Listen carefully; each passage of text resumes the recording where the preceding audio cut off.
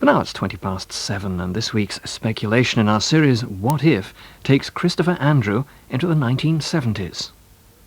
Both the Conservative and Labour governments of the 1970s failed to come to grips with the problem of industrial relations. The Heath government was toppled by the miners' strike of 1974, and the strike-bound winter of discontent sealed the fate of the Callaghan government in 1979. The Conservatives began the 1970s with a far-reaching programme for labour relations.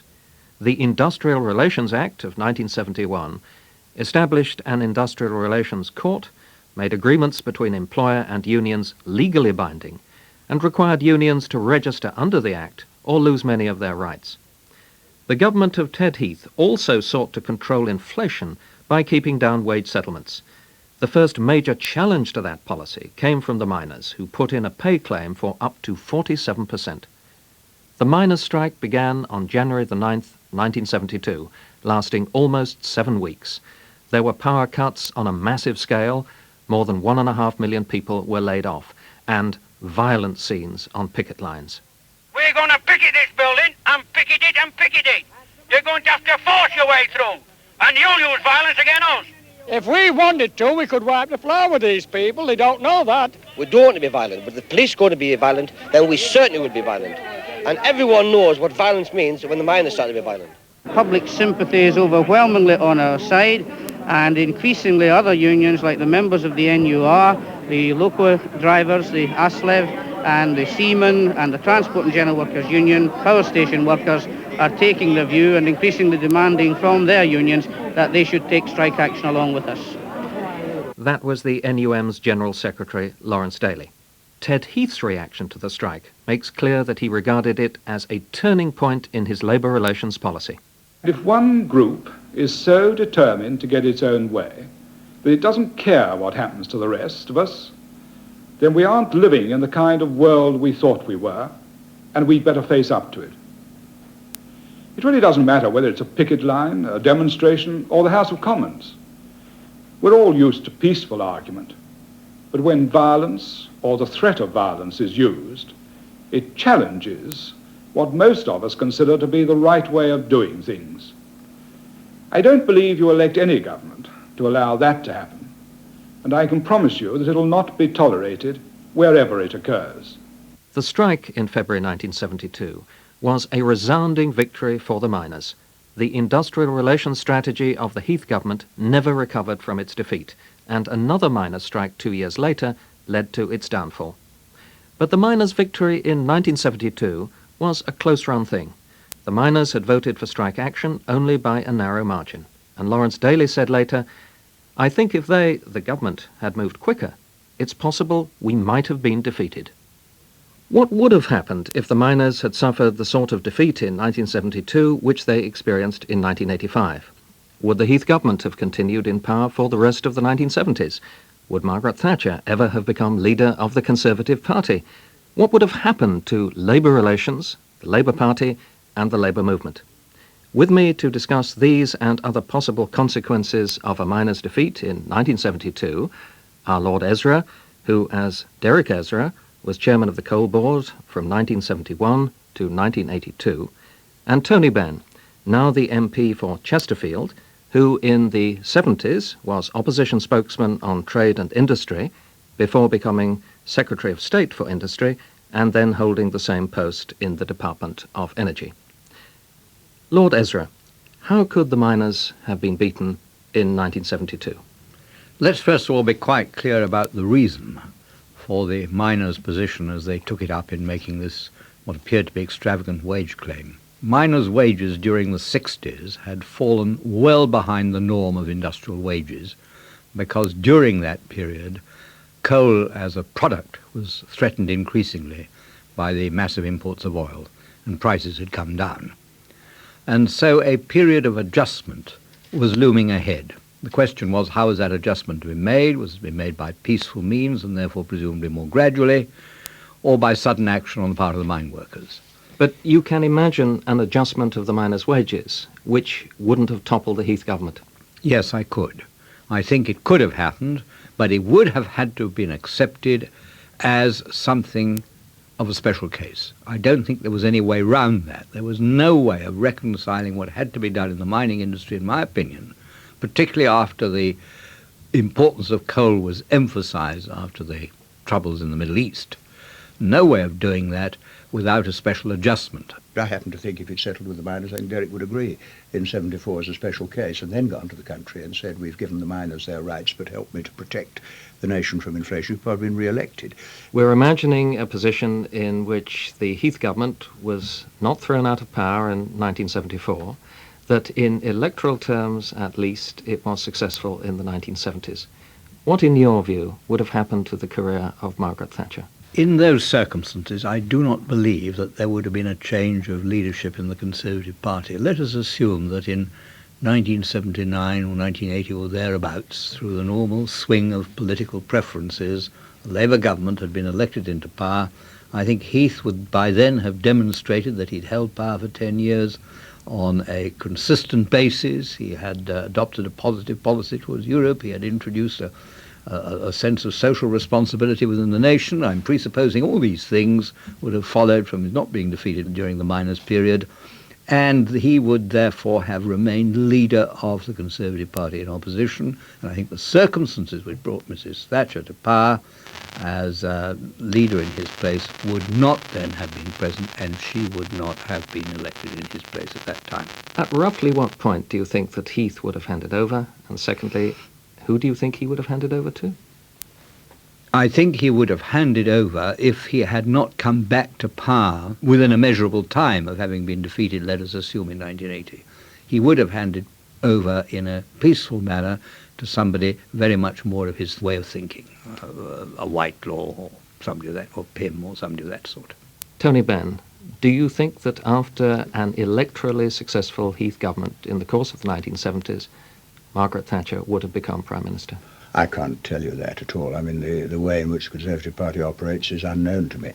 All I do know is that you would have had a full and open Conservative test of the ideas which Derrick believes in, and I think at the end of that decade it would have been rejected by the British people, and therefore the steady slip from the Callaghan government to the Thatcher government would not have occurred. On the kind of scenario that we're imagining, a defeat for the miners in 1972, followed possibly by the re-election of a Heath government in 1974 or 1975, would we have, in effect, got Thatcherism without Thatcher? I think if Ted Heath had won the 74 election by settling with the miners, then going to the country, and had still tried to follow the direction set in his U-turn, he would have been trying to follow the Callaghan policies, and they would have ended, probably, with a tragedy for him in 79 instead of a tragedy for the Labour Party. So you might have had a Labour government in 79, the 80s might have been a move in the other direction, but then that post-war consensus, what I think you could call 20 years of monetarism,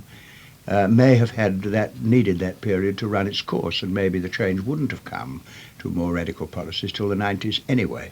Lord Ezra. I think that Heath was basically more of a social democrat, if I can use it in small capitals, rather than what has come to be called a Thatcherite Tory, more Macmillan Tory, if you like, a one-nation Tory. So I think we would have had a move in a more social direction under an extended Heath government. And one other thing would have happened.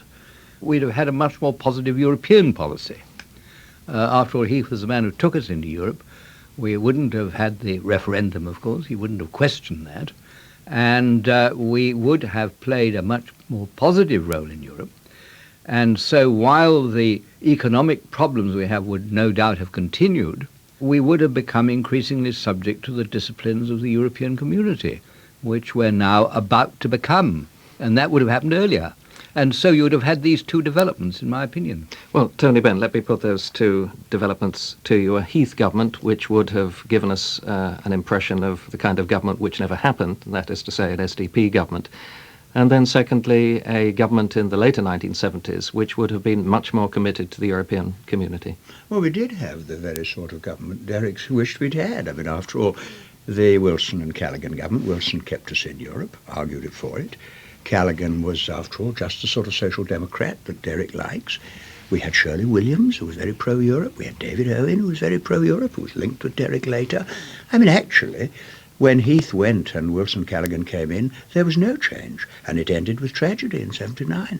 So I think on that point, his dream came true, but he didn't notice it came true. Are you saying that the answer to the what-if question, which a number of people who voted for the SDP and the Alliance and others asked themselves, what would an alliance government have looked like in the late 1970s? Are you saying that we know the answer because it would have been just like the Callaghan Absolutely. government? I mean, the reason I was never tempted by the SDP in any way was that I was in an SDP government, stuffed with the SDP, with all the key positions occupied by the SDP people who later came along.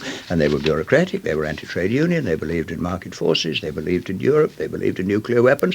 And, I mean, I worked with them as best I could because they were a better alternative to the government of Heath, which had ended in tragedy, or the government of Thatcher, which was going to cause more trouble. But don't think we didn't have the SDP in power. We did. Quite right. We did have something very close to what I've defined as a social democracy in that period, which I think Heath would have introduced instead of Wilson Callaghan. I agree with you there. What I disagree with you on is the fact that it was damaged by the 79 election coming after the difficult winter. If that election had been held in 78, at the end of 78, which I believe was very much in the mind of the cabinet at the time, did they go in 78, did they go in the spring of 79, if they'd had it in 78, they would have got home again, and this social democracy which you decry would have continued. Well, what you're assuming is then the defeat of the Labour government at an election in 1974 or 1975. Tony Benn, if Labour had been defeated in 1974 or 1975, what would have happened? First question, would Wilson have resigned then rather than in 1976? And secondly, who would have succeeded him? I suppose Jim was the obvious candidate. Jim had been, remember, very strongly identified with the trade unions at the time of In Place of Strife. Jim Callaghan opposed Wilson, was sacked from the inner cabinet and so on, because he opposed Barbara Castle. So Jim would have succeeded him. You're sure? I think so, yes. I don't think anybody else that I can think of would have been likely to succeed in 75. Do you think that Labour would have turned left at that point rather than in 1979 and the early 1980s? And if you think it would have turned in that direction, what do you think the consequences would have been? I think probably the Labour Party would have radicalised a bit earlier than it did, and then the price you would have to pay for this pro-European policy, where, as you know, the laws are made under the royal prerogative, because when a minister goes to Brussels, he exercises the royal prerogative of treaty making, and that's why the House of Commons has no role in it and so on. I think the thing would have burst at its seams in, say, 79 or whenever the election would have been, 80, and then you might have had a different sort and more progressive and dynamic Labour Party in the 80s. It's possible. You perceive as a possibility a really radical Labour Party denied power for most of the 70s, coming to power in 1979 or 1980. What would it have done? Well, I suppose that if people had had, as they would have done, 69 to 79, say, 10 years of this moderate, kindly European managerial Heath, they would have seen that they were boxed in. They didn't have any choice, no control of their currency, no control over the wages, permanent wage policy, and they'd have said, we want a greater control of our own affairs. And there might have been, therefore, a swing against it, rather like the swing that's occurred in Eastern Europe against Gosplan and centralised state planning. And one day, the idea of socialism as a self-managing system will surface. It might have surfaced in the 80s, because, remember, a Labour government elected after the collapse of the Heath government might have expected a decade of power, just as the Prime Minister, Mrs Thatcher, said it. But let me press you a little bit more. We're imagining a radical Labour government in the 1980s, presumably not under its present leader, Neil Kinnock. We're here at the end of that decade, at the beginning of the 90s. How, after that radical decade of Labour government, would Britain be different at the beginning of the 1990s? I think it would be a more decentralised Britain. I think you would have to have much more industrial democracy. I've always believed in industrial democracy, never believed in at all by either Wilson or Callaghan, where people had the right to a much greater say. And I'll give you an example. Derrick came up for reappointment. So I asked the NUM, who do you want? And they thought for a while, and they came out and said, we want Derrick Ezra. And Derrick was a bit worried why he hadn't had a reappointment. And I told him, I said, the NUM wants you, Derrick. And that was a far greater tribute to him than I could have given him by imposing him on the industry. Industrial democracy, devolution, open government, and a more egalitarian society, I think that would have emerged. Lord Ezra, what do you think would have happened at the end of the 1970s? Would there have been, as Tony Benn hopes, a radical Labour government coming into power? No, I don't think so. I think that by then we would have got into a different situation from the one that emerged eventually because of this European policy that would have been pursued. And the issues then would have been, what line do we wish to take within that framework? And I think the succeeding government, it may well be there would have been a change of government, because after 10 years or so, time normally comes for governments to change, but it would have been very similar to the Wilson-Callaghan government that we had before. And I think we would have seen a possibility of this social democracy, which is the best way I can think of explaining it, being continued. I don't see why there should have been the reaction towards a more radical left, or however Tony would define his policy, that he has envisaged. I can't see why there should have been that pressure. But on this whole question of how we would have evolved in this period, had the mine workers not had the great victories of 72 and 74, I believe that the Heath government would have continued in very much the way in which the Wilson and Callaghan governments proceeded, with the big difference that there would have been a much more positive European policy. In practical terms, what would have been achieved, we would have got into the exchange rate mechanism right from the start, and that we would have shared in the policy-making operations of the community much more than we have. We have been odd man out. We've been trying to delay developments in the community time and time again in what has actually happened.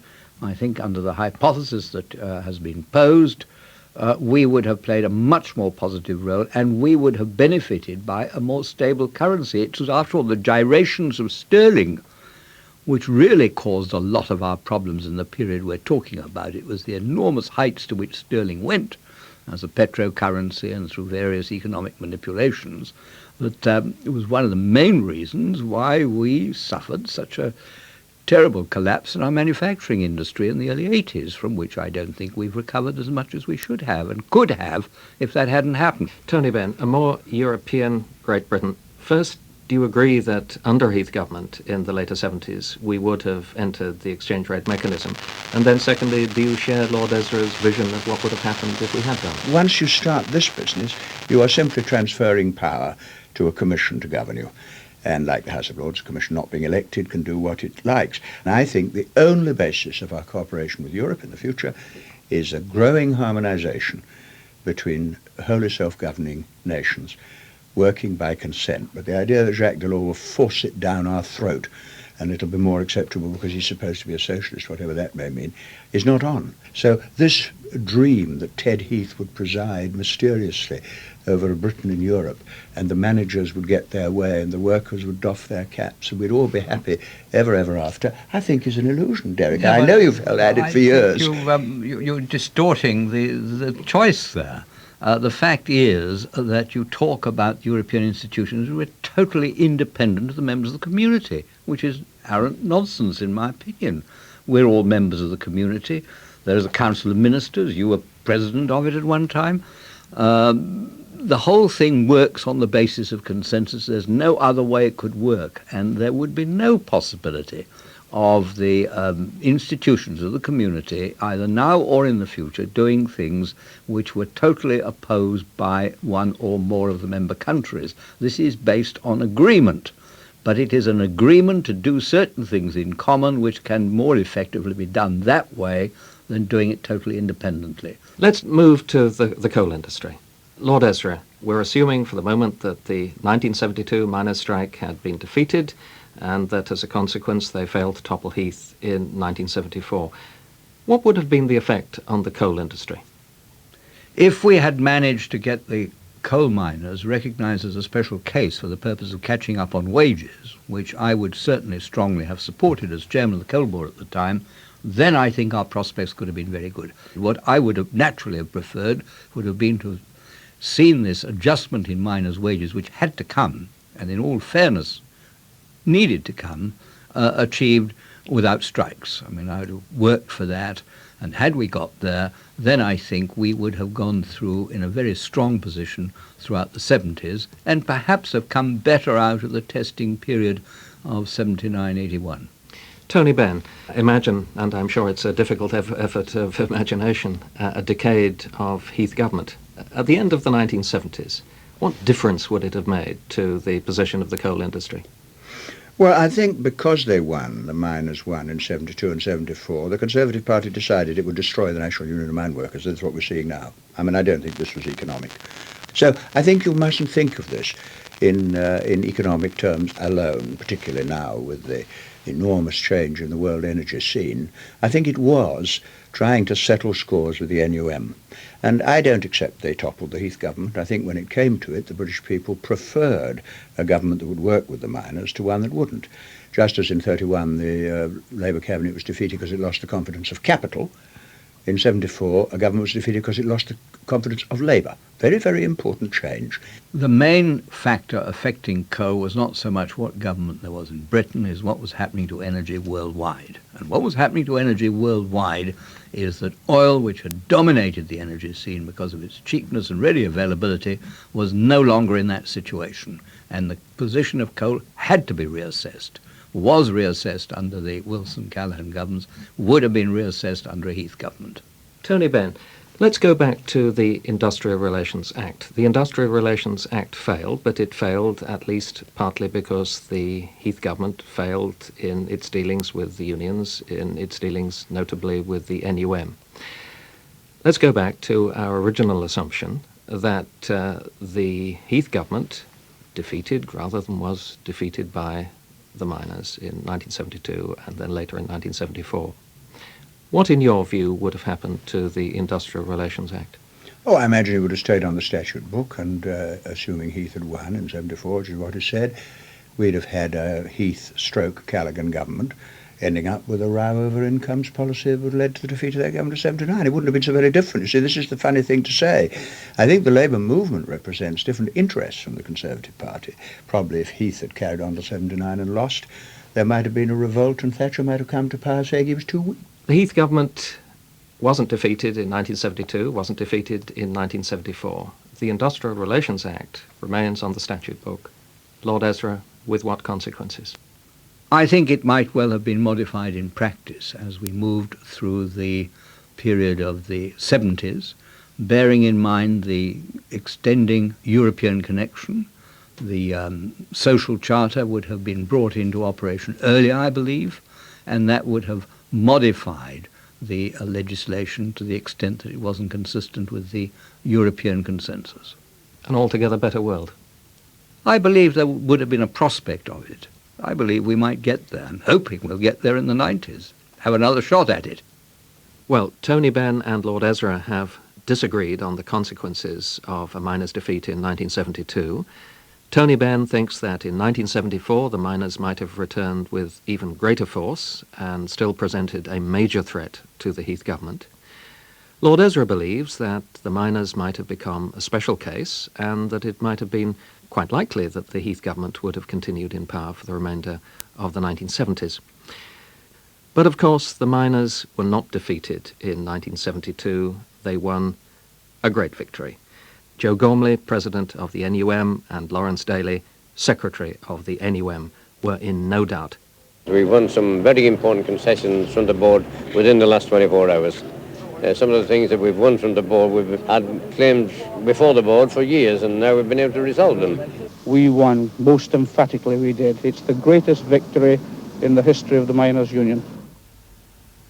What If was presented by Christopher Andrew and produced in Birmingham by Ian Bell.